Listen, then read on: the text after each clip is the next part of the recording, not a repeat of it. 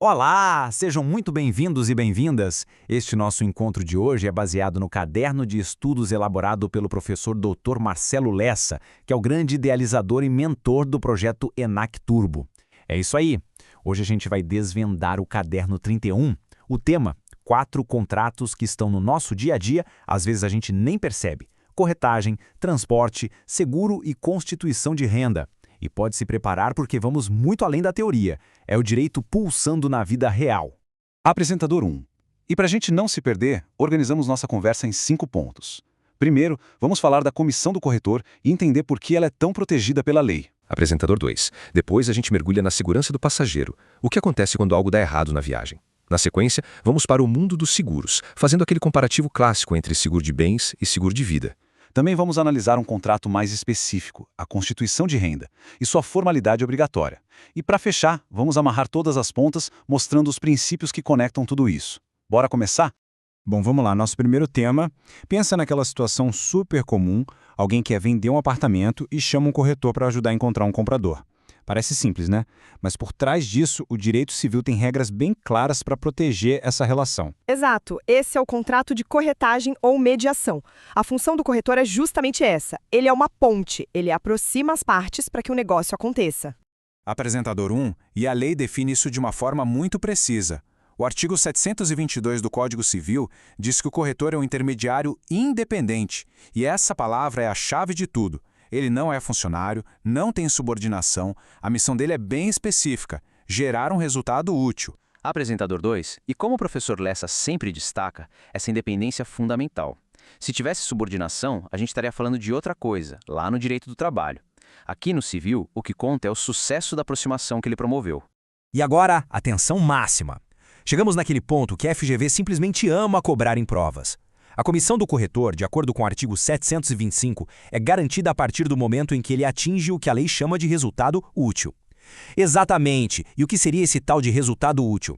O STJ já deixou isso bem claro. A assinatura de uma promessa de compra e venda com o pagamento do sinal já configura esse resultado. Se depois disso o comprador ou o vendedor se arrependerem, o problema é deles. O corretor não tem nada a ver com isso. A comissão está garantida. É uma proteção ao trabalho dele, né? Afinal, ele fez a parte dele, aproximou as partes e viabilizou o acordo.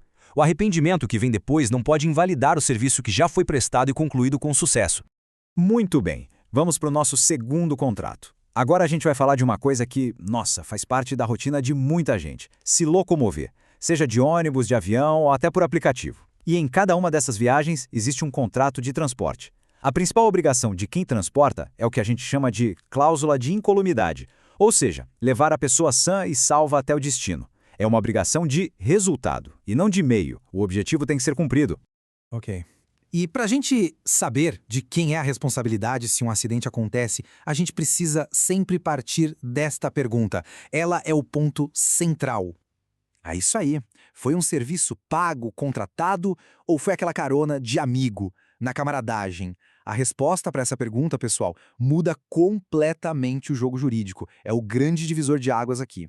A apresentador 1 aqui na tela deixa tudo bem claro. No transporte pago, tipo uma passagem de avião, a responsabilidade da empresa é objetiva. O que isso quer dizer? Que a vítima não precisa provar que o piloto teve culpa. Basta provar o dano e a relação com o voo. É uma proteção gigante para o consumidor. Apresentador 2. Agora olha só a segunda situação, que é uma clássica pegadinha. O transporte é de graça, mas a empresa tira alguma vantagem com isso. O exemplo clássico que o professor Lessa dá é o da van que a imobiliária oferece para levar possíveis clientes para conhecer um condomínio. A lei considera isso como transporte pago, e a responsabilidade também é objetiva. Por último, temos a carona pura, por amizade e cortesia. Aí a regra muda totalmente. A súmula 145 do STJ é clara. Quem deu a carona só vai ser responsabilizado se agir com dolo, com a intenção de causar o dano, ou com culpa grave, tipo um ato muito imprudente. Uma simples distração, uma barbeiragem leve, não gera o dever de indenizar. E para fechar esse assunto, tem essa súmula do STF que é importantíssima. O que ela quer dizer na prática? É simples. Imagina que o ônibus que você pegou foi atingido por um outro carro que avançou o sinal vermelho. A empresa de ônibus não pode chegar para você e dizer: "Ah, a culpa não foi minha, foi do outro motorista." De jeito nenhum. Ela tem que te indenizar. Depois, se ela quiser, ela que entre com uma ação de regresso contra o verdadeiro culpado. Perfeito. A relação do passageiro é com a empresa de ônibus. A segurança é um risco do negócio dela. Agora sim, vamos entrar no universo dos seguros. Um tipo de contrato que é totalmente baseado em confiança mútua e, claro, no gerenciamento de riscos. É um tema cheio de detalhes técnicos que as bancas adoram. Com certeza. A lógica é, o segurado paga um valor, o prêmio, para que a seguradora garanta uma indenização caso um risco futuro aconteça, seja com um bem, como um carro, ou com uma pessoa, como no seguro de vida.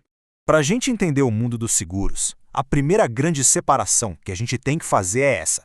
Estamos falando de proteger coisas ou de proteger pessoas. De um lado, o seguro de dano, com foco no patrimônio. Do outro, o seguro de pessoa, cobrindo os riscos ligados à vida humana. E como a gente vai ver, as regras para cada um deles são bem diferentes. E essa tabela, pessoal, vale ouro. Ela resume as principais diferenças. Vamos por partes. Primeiro, a subrogação. No seguro de dano de um carro, por exemplo, se a seguradora paga o conserto da batida, ela se coloca no seu lugar e passa a ter o direito de cobrar do motorista que causou o acidente. Já no seguro de vida, isso é proibido. E faz todo sentido, né? A vida não tem preço. A seguradora não pode processar quem causou a morte para tentar pegar de volta o dinheiro que pagou de indenização. Segundo ponto, e talvez o mais importante de todos na prática, o que acontece com o dinheiro do seguro quando a pessoa morre. Se for um seguro de dano de uma casa que pegou fogo, por exemplo, o dinheiro da indenização entra no inventário, vira herança. Mas, e aqui atenção redobrada, o dinheiro do seguro de vida não é herança. Isso é fundamental. Ele não entra no inventário, não serve para pagar as dívidas de quem faleceu e vai direto para os beneficiários indicados. É uma ferramenta de proteção e planejamento poderosíssima. Outro ponto super específico e que sempre aparece em provas é a questão do suicídio no seguro de vida. A lei estabelece um prazo de carência. Exatamente. O artigo 798 do Código Civil é direto ao ponto. Se o suicídio acontecer nos primeiros 2 anos do contrato, os beneficiários não recebem a indenização. Depois de passados esses 2 anos, o pagamento é obrigatório. E acabou a discussão. Não se pergunta mais se foi premeditado ou não. O critério é puramente de tempo. Apresentador 1, e não dá para falar de seguros sem falar do pilar que sustenta tudo isso, o princípio da boa-fé máxima. É a base de tudo. O segurado tem o dever legal de ser totalmente honesto e transparente quando preenche a proposta do seguro. Omitir uma doença que já existia, por exemplo, é uma quebra de confiança que, segundo o artigo 766, pode fazer com que a pessoa perca todo o direito à indenização. A consequência é pesada, justamente para proteger o sistema como um todo. Chegamos ao nosso último contrato. A constituição de renda não é tão comum quanto os outros, mas ela tem uma característica que a torna um exemplo perfeito para a gente entender como ali às vezes exige um cuidado extra. É um contrato em que uma pessoa, que a gente chama de instituidor, se compromete a pagar parcelas periódicas para outra pessoa, o rendeiro. O que ele tem de tão especial é a forma, o jeito que ele precisa ser feito para ter validade. E aqui está a regra de ouro. Enquanto a maioria dos contratos no nosso direito civil são consensuais, ou seja, valem só com acordo de vontades, a constituição de renda é uma exceção. É um contrato solene. O artigo 807 não deixa dúvida. Este contrato, para ser válido, exige escritura pública, feita em cartório. Não é uma opção, é uma condição de existência. E por quê? Porque é um ato que tem um impacto muito grande e duradouro no patrimônio das pessoas. A lei exige essa formalidade toda para garantir segurança e certeza jurídica. Um contrato de gaveta de constituição de renda simplesmente não vale nada. É nulo. Bom, depois de olhar cada contrato de perto com uma lupa, agora é a hora da gente dar um passo para trás e olhar a paisagem completa. Exato. Como o professor Lessa sempre nos ensina, é fundamental entender os princípios que costuram esses institutos. São como fios invisíveis que dão lógica e coerência para o direito civil. A gente consegue ver 4 grandes ideias aqui. A primeira, sem dúvida, é a boa-fé. A base de tudo que a gente viu que é super exigível no contrato de seguro. Depois vem a alocação de risco. O tempo todo o direito está decidindo quem arca com o prejuízo. No contrato de transporte, o risco é do transportador. No seguro, o risco é transferido para a seguradora. O terceiro fio condutor é a proteção social. As regras não são neutras. O Código Civil toma um lado. Ele protege a parte que é considerada mais frágil, como o passageiro do ônibus ou o beneficiário do seguro de vida. E, por fim, aquele eterno cabo de guerra entre a liberdade de fazer contratos e a necessidade de seguir formas rígidas. A regra geral é a liberdade. Mas vimos a exceção solene da Constituição de Renda, que exige a escritura pública justamente para proteger as partes num negócio tão sério. E essa, no fim das contas, é a grande pergunta que o direito civil tenta responder todos os dias.